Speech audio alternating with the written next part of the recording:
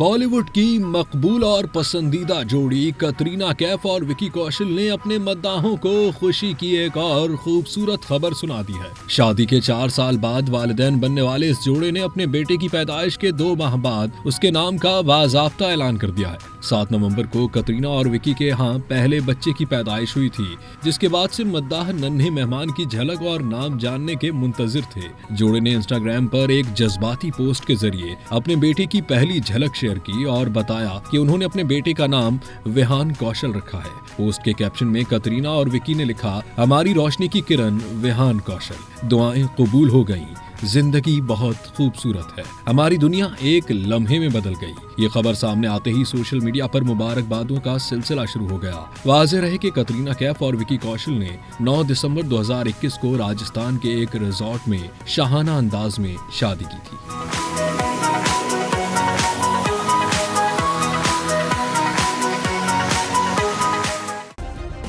Subscribe करें और bell दबाएं ताकि कोई खबर रह न जाए।